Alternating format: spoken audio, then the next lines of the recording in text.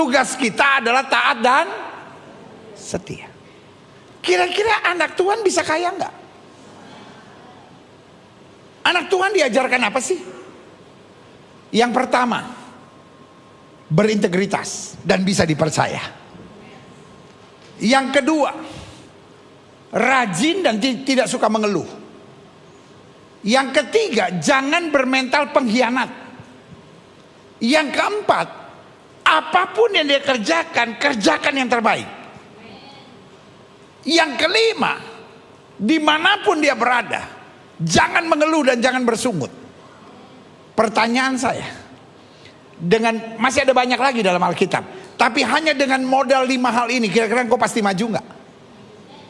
Kira-kira engkau pasti sukses nggak? Dan kalau kau maju, kau sukses, kau pasti kaya nggak? Itu yang saya mau bilang.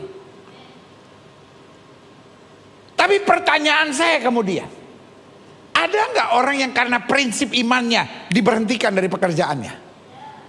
Ada nggak orang yang karena prinsip imannya dihambat karirnya? Ada. Orang bukan nggak suka saudara loh. Orang nggak suka sama prinsip saudara sekali Yesus tapi Yesus. Saya punya banyak teman di dunia polisi, di dunia tentara, di banyak dunia lainnya. Tidak sedikit yang kemudian terhambat, terlempar, tapi kemudian dilempar dimanapun dia naik melesat, berkat Tuhan luar biasa. Kita itu bukan ngurus hasilnya, kita itu ngurus prosesnya, taat dan setia. Dan dalam hidup saya selalu punya prinsip, when you do the process right, the result must be great. Kalau kamu jalani prosesnya dengan betul, hasilnya pasti luar biasa. Akar segala kejahatan adalah cinta akan uang. Bukan uangnya yang jahat, bukan kayanya yang jahat, tapi cara mencapai kekayaan, cara memanfaatkan kekayaan, itu yang membuat orang bisa jahat. Saya berdoa setiap kita menyadari, dengan apa yang ada pada saya bisa memuliakan Tuhan. Makanya Alkitab bilang, orang yang menabur dengan air mata akan menuai dengan bersorak-sorai. Berikan tepuk tangan yang meriah betul.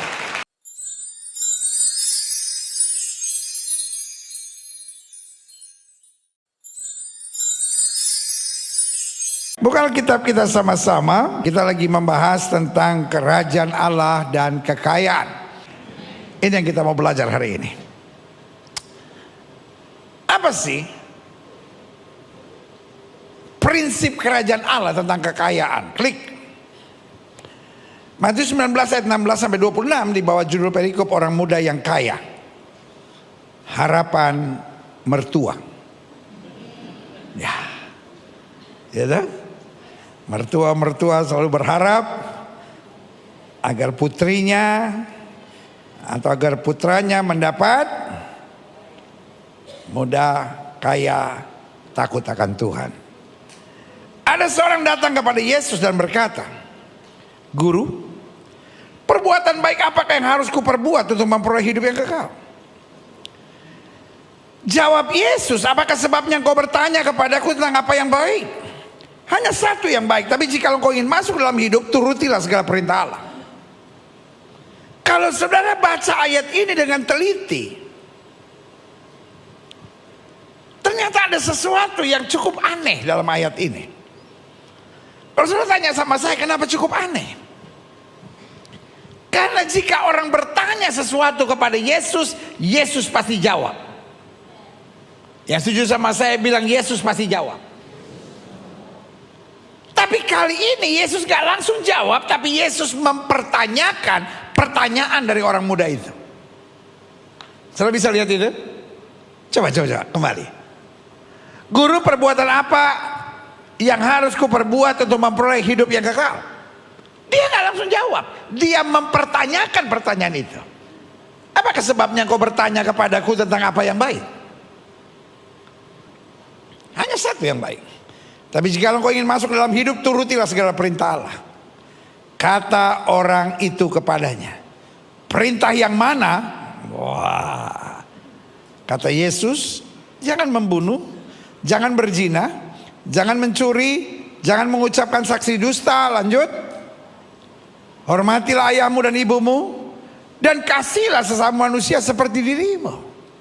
Kata orang muda itu kepadanya, semuanya itu telah kuturuti, apalagi yang masih kurang. Nah, ini makin ketahuan. Dia nanya nggak tulus, dia nanya ada hidden agenda. Dia nanya ngetes. Semuanya sudah kuturuti, apalagi yang masih kurang. Waduh, lanjut. Si tengil ini, si songong ini, apalagi kelakuannya ini. Kata Yesus kepadanya, jikalau engkau hendak sempurna, pergilah, jualah segala milikmu dan berikan itu kepada orang-orang miskin, maka engkau akan beroleh harta di sorga. Kemudian datanglah kemari dan ikutlah aku. Ketika si tengil, si songong itu mendengar perkataan itu, pergilah ia dengan sedih, sebab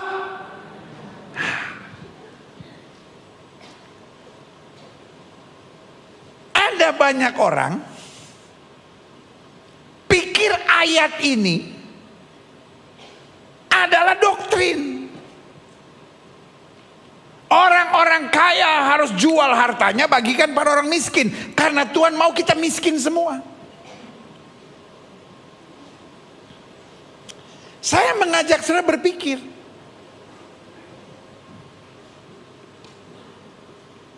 saudara ingat nggak ada seorang wanita mantan pelacur, pecahkan setengah kati minyak narwastu murni yang mahal harganya. Lalu Yudas yang songong itu tiba-tiba bilang apa? Kenapa yang harta yang mahal ini kau pecahkan, kau hanya pakai untuk mencuci kaki Yesus? Kenapa kau tidak jual dan hartanya kau berikan kepada orang miskin? Yesus bilang apa? Iya benar juga ya. Betul begitu?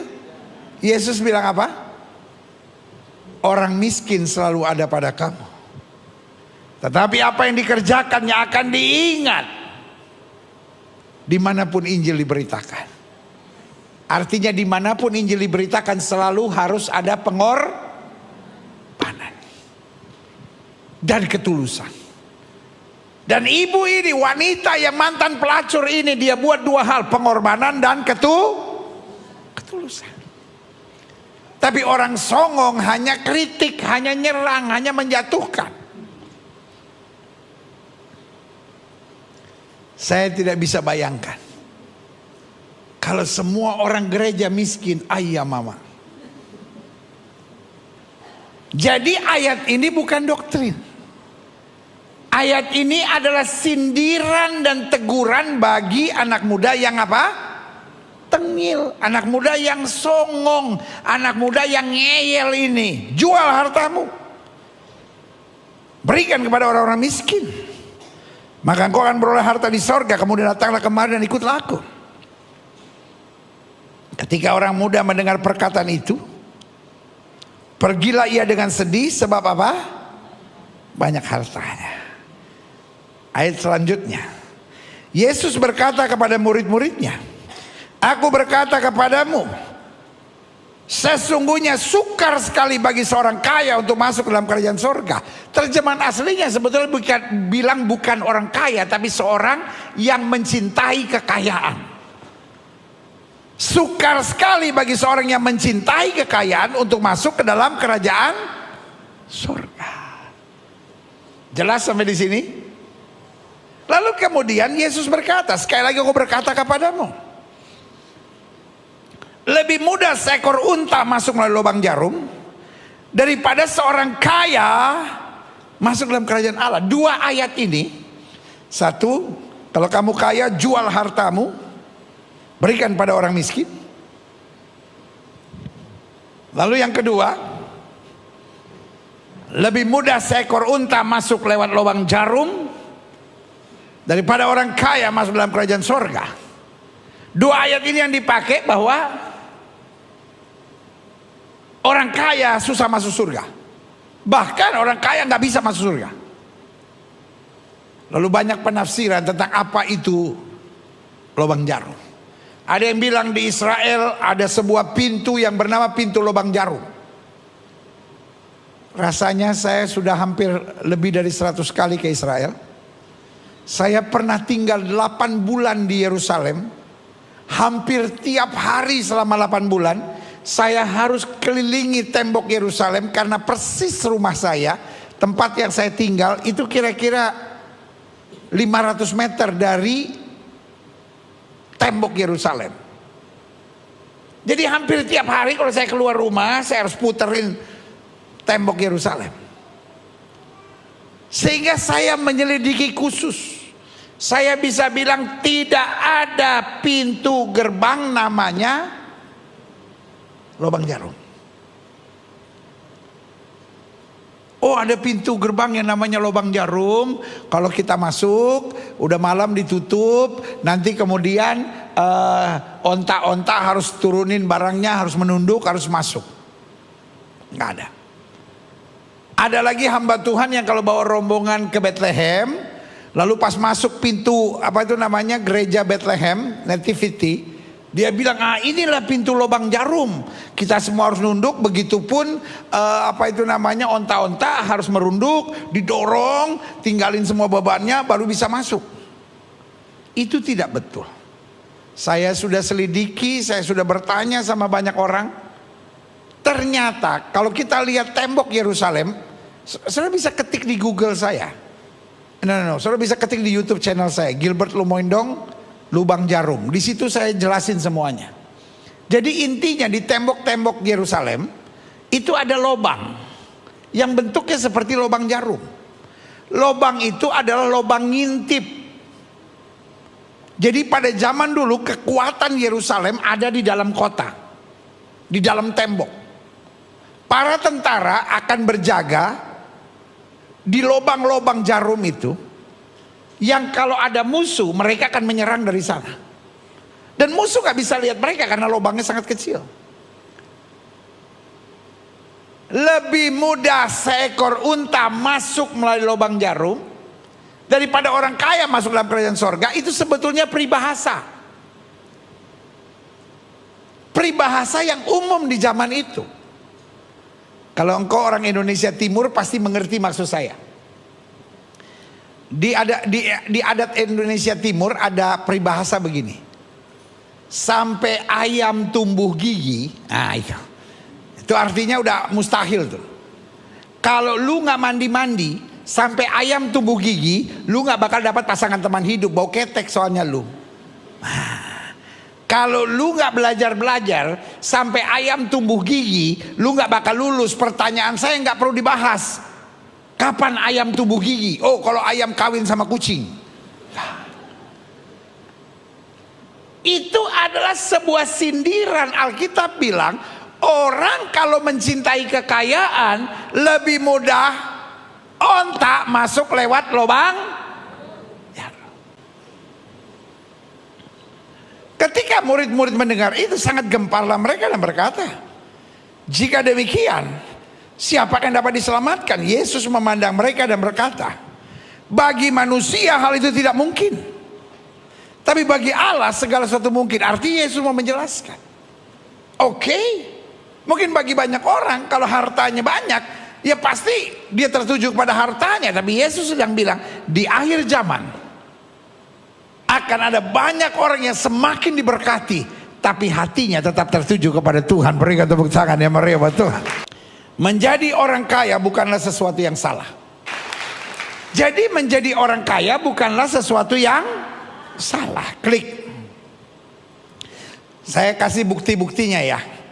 Kejadian 13 ayat 2. Adapun Abraham sangat miskin, nggak punya ternak, nggak punya perak, nggak punya emas, jangankan gedung, gubuk pun dia tidak punya. Abraham sangat kaya. Kita ini anak cucunya Abraham, betul? Masa nggak ada kecipratannya barang dikit? Mungkin cuma kesemprot makanya terbang terus, saudara. Ya, ayo lihat selanjutnya. Kejadian 26 ayat 12 sampai 13. Maka apa? Menaburlah Ishak di tanah itu. Tanah apa? Tanah orang Filistin. Kenapa dia sampai ke tanah orang Filistin? Karena ada kelaparan. Dia menabur di mana? Ditutup. Dia menabur di mana? Ditutup. Orang iri sama dia. Tetapi ayat ini bilang, dalam tahun itu juga ia mendapat hasil 100 kali lipat sebab ia diberkati Tuhan. Pertanyaan saya, kira-kira kita bisa alami nggak? Kira-kira kita bisa alami? Kalau kita bisa alami, kita ucapkan sama-sama dengan iman. Tahun ini juga saya akan mendapat hasil 100 kali lipat sebab saya diberkati Tuhan. Berikan tepuk tangan yang meriah. The same God that Isaac served, the same God that we serve. Tuhan yang sama yang disembah oleh Ishak, Tuhan yang sama yang kita sembah. Kalau Tuhan itu bisa kerjakan itu buat Ishak, Tuhan itu bisa kerjakan itu buat saya. Yang setuju katakan amin. Amin. Sama-sama bilang, tahun ini juga saya diberkati Tuhan 100 kali lipat sebab saya diberkati Tuhan. Berikan tepuk tangan yang meriah. Dan orang itu menjadi kaya, bahkan kian lama kian kaya, sehingga ia menjadi sangat kaya. Lepas dari apapun ya, lepas dari perdebatan apapun, lepas daripada apapun, saya mau tanya sama saudara, pengen gak ini tergenapi dalam hidup saudara? Ya sebetulnya sih pengen, tapi kan masa orang kerja, pengen gak?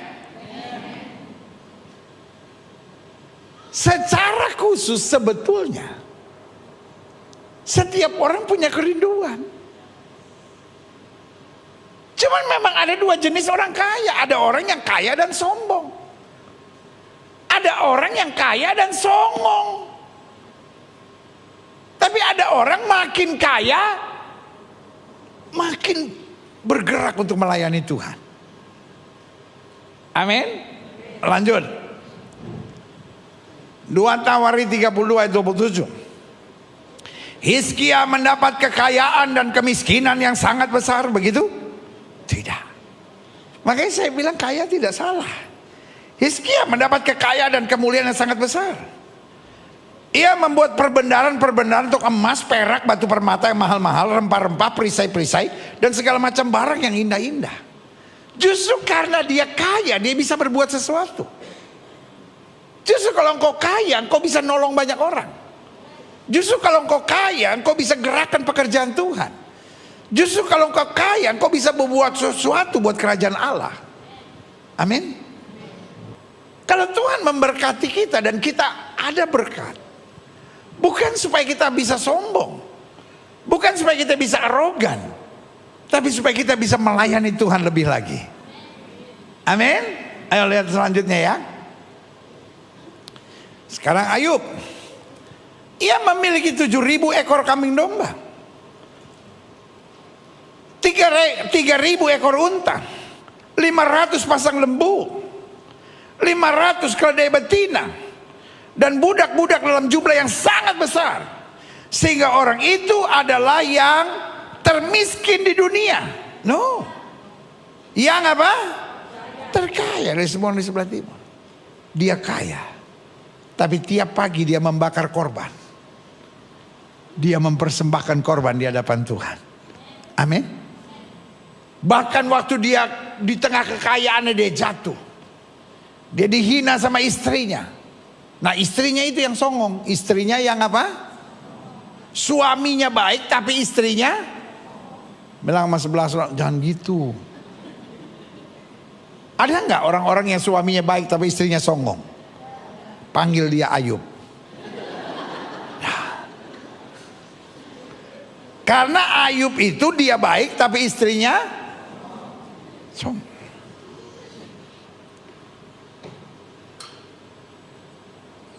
Dia dimaki istrinya, kutuki Allah dan matilah. Dia sabar tuh. Dia kaya tapi sabar. Dia bilang, engkau berkata seperti perempuan tak berakal sehat. Apakah kita hanya mau menerima yang baik dari Allah dan tidak mau menerima selebihnya? Tuhan yang memberi, Tuhan yang mengambil. Terpujilah nama Tuhan. Kaya tapi hatinya luar biasa. Nah kita kadang-kadang kaya aja belum udah songong. Jadi tema khotbah hari ini apa? Ini yang saya mau klarifikasi. Jangan fitnah saya sembarangan. Saya lagi berkhotbah kerajaan Allah dan kekayaan. Jangan pulang dari sini orang rumah tanya, tadi Gilbert khotbah apa? Jangan songong. Istrinya Ayub, nyonya. Lanjut. 2 Tawarikh 18 ayat 1. Ketika Yosafat kaya dan sangat terhormat. Nah ini kaya tapi jadi songong nih. Ia menjadi apa? Setelah dia menjadi kaya, Yosafat tadinya sangat bagus. Tapi setelah dia menjadi kaya, dia terobos segala aturan.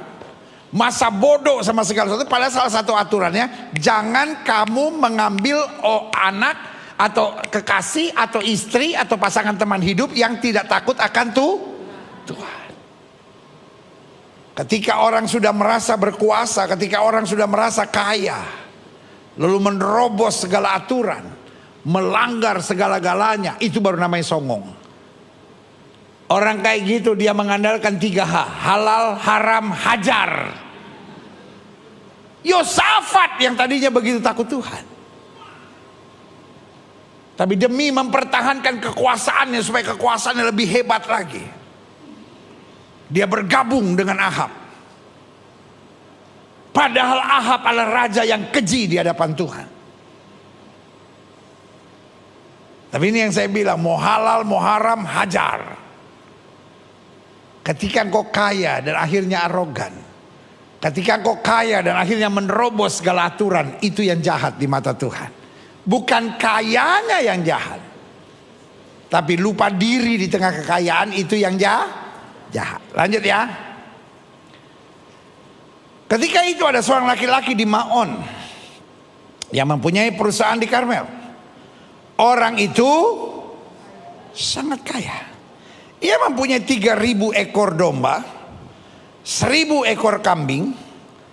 Ia ada di Karmel pada pengguntingan bulu domba-dombanya. Nama orang itu Nabal, dan nama istrinya Abigail. Nah ini beda sama Ayub. Perempuan itu, Abigail itu apa? Rupanya dia istri orang kaya tapi tetap takut akan Tuhan. Sementara laki-laki itu Nabal kasar dan jahat kelakuannya. Ini yang songong.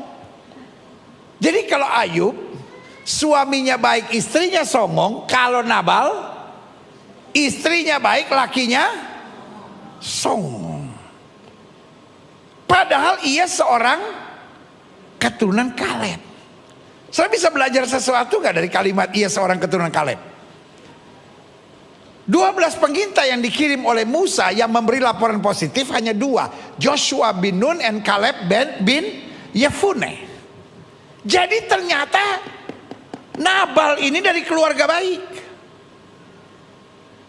Tapi kemudian kata Alkitab, Nabal orangnya bebal kelakuannya. Artinya setelah dia jadi kaya, dia jadi apa? Songong, saudara. Satu kali dia bilang, siapa itu Daud? Aku tidak mau tunduk sama dia. Waduh, Daud marah dan mau menghabisi semua laki-laki di Karmel itu. Siapa yang bisa meredamkannya? Abigail. Abigail yang berlutut menyembah dia dan bilang, jangan sampai engkau mengotori tanganmu dengan darah untuk seorang seperti Nabal. Daud mengakui dan berkata kepada Abigail, engkau mencegah aku dari melakukan tindakan-tindakan yang jahat. Itu dia. Kaya tetapi pakai kekayaannya untuk melayani, untuk mendamaikan, untuk mengarahkan pada hal-hal yang positif. Klik. Saya sedang mau gambarkan ya, bahwa nggak harus orang kaya itu jahat, enggak. Ada banyak orang yang makin kaya makin cinta Tuhan, makin kaya makin dekat sama Tuhan, makin kaya makin bergerak untuk kerajaan sorga. Amsal 28 ayat 20. Orang yang dapat dipercaya mendapat banyak berkat. Makanya tadi saya bilang apa kuncinya? Integritas. Orang kalau punya integritas pasti maju kok. Orang kalau bisa dipercaya, orang kalau rajin, orang kalau melakukan hal yang benar, pasti ada peningkatan kok dalam hidupnya. Setuju? Ajarkan anak-anakmu untuk berintegritas. Tanamkan dalam hidupmu dimanapun kau berada, aku harus jadi orang yang berintegritas. Kalau orang masuk kantor jam 8, saya sudah ada di kantor jam 7. Kalau orang pulang kantor jam 6 sore, saya pulang jam 7 malam. Itu namanya working extra mile. Bukan karena saya ada mau buat apa, bukan karena saya mau menjilat. Saya mau jadi saksi Tuhan dengan apa yang Tuhan percayakan buat saya. Setuju? Ketika setiap saudara melakukan hal-hal yang berintegritas seperti itu, hidupmu pasti luar biasa. Ayo lihat selanjutnya. Orang yang dapat dipercaya, orang yang berintegritas mendapat banyak berkat. Tapi orang yang ingin cepat menjadi kaya, bukan kaya salah, tapi ingin menjadi kaya, ingin berkuasa. Karena orang-orang seperti itu akan menghalalkan segala cara. Orang yang ingin cepat menjadi kaya, orang yang gak mau ikuti aturan, padahal hukum Kristus bilang setia dalam perkara kecil diberkati dalam perkara besar. Orang yang ingin menjadi kaya, yang terobos semua-muanya, tidak akan luput dari hukuman. Klik 1 Timotius 6 ayat 9. Tetapi mereka, kembali ditekankan, yang ingin kaya terjatuh ke dalam apa? Pencobaan, ke dalam jerat, ke dalam berbagai-bagai nafsu yang hampa, yang mencelakakan, yang menenggelamkan manusia ke dalam apa? Keruntuhan dan kebinasaan. Bukan kayanya yang salah, tapi bagaimana kita mendapatkan kekayaan itu. Karena orang-orang yang ingin menjadi kaya, dia jatuh. Saya harap saudara mengerti, akar segala kejahatan bukanlah uang. Akar segala kejahatan adalah cinta akan uang. Bukan uangnya yang jahat, bukan kayanya yang jahat, tapi cara mencapai kekayaan, cara memanfaatkan kekayaan, itu yang membuat orang bisa jahat. Saya berdoa setiap kita menyadari, dengan apa yang ada pada saya bisa memuliakan Tuhan.